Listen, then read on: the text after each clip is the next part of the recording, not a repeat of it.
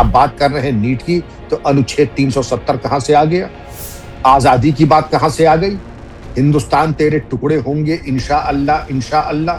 शर्जिल इमाम छोड़े जाएं, इसका क्या मतलब है भाई? इनके यहाँ है एक अरशद जो प्रोफेशनल स्टोन पेल्टर है, एक हाजी अफजल है नीलमपुर के रहने वाले, जिनके ऊपर मकोका और यूएपीए के केसेस हैं। मांग देखिए, अगर जायज नाजायज को छोड़ दें आप, मांग कोई भी कर सकता है। उसकी मांग के लोकतांत्रिक और वैधानिक तरीके हैं मांग प्रस्तुत करने के।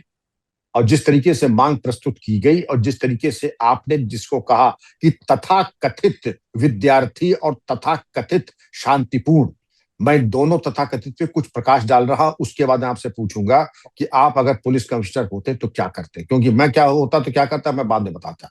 फिलहाल आप इनको देख लीजिए कि इनके पास एक लड़का है, जुनैद, लड़का नहीं एक अधेड़ आदमी है, जो 2000 लोगों को रोज तीनों टाइम का खाना दे रहा है, जिसका रोज का खर्चा 8 लाख रुपए आता है, महीने का 2 करोड़ 40 लाख रुपए। इनकी सभा में आप ये देखिए, हाजी अफजल है नीलमपुर के रहने वाले, जिनके ऊपर मकोका और यूएपीए के केसेस हैं, 150 गुंडे लेकर के पहुंचते हैं। इसके अलावा इनके यहाँ है एक अरशद जो प्रोफेशनल स्टोन पेल्टर है, स्टोन पेल्टर हैं। और इसके अलावा अगर आप और देखिए, जिस तरीके के नचनिए गवैये पहुंच जाते हैं, कोई बुराई नहीं है, लेकिन जो आपने कहा कि भारत माँ के पति कौन है और भगवान राम के लिए अपमानजनक शब्दों का इस्तेमाल किया, मोदी तू मर जा, शाह तू मर जा। तो अगर कोई चीज आप प्रस्तुत करना चाहे तो उसके तरीके होते हैं। आप बात कर रहे हैं नीट की, तो अनुच्छेद 370 कहां से आ गया? आजादी की बात कहां से आ गई? हिंदुस्तान तेरे टुकड़े होंगे इंशाअल्लाह इंशाअल्लाह। शर्जिल इमाम छोड़े जाएं, इसका क्या मतलब है भाई? मैं ये जानना चाहूंगा कि नीट के इम्तिहान से इसका क्या मतलब है भाई?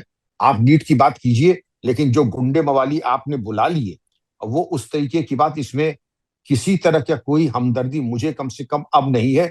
क्योंकि जो इन्होंने कहा, जो इन्होंने स्पष्ट किया, और जहां इनके मेहमान आए कि एक कोई राज्य, कोई दक्षिण भारत का कोई एक्टर है, शबाना आजमी पहुंच रही हैं, और इस तरीके के लोग जो चले हुए कारतूस से जाकर के लड़कों को भड़का रहे हैं।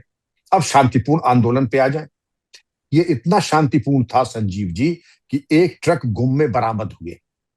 इसके अलावा 120 पुलिस अधिकारी कर्मचारी घायल हुए, जिसमें बड़ी सीरियस हेड इंजरीज हैं। और special police commissioner, joint police commissioner, additional police commissioner, DCP और एसीपी भी घायल हुए हैं।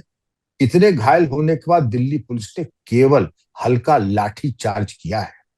आप ये सोच लीजिए कि यही हरकत अगर कहीं और हुई होती देश में, तो इनकी क्या दुर्गत हुई होती। आप समझ रहे हैं मैं क्या कह रहा हूं?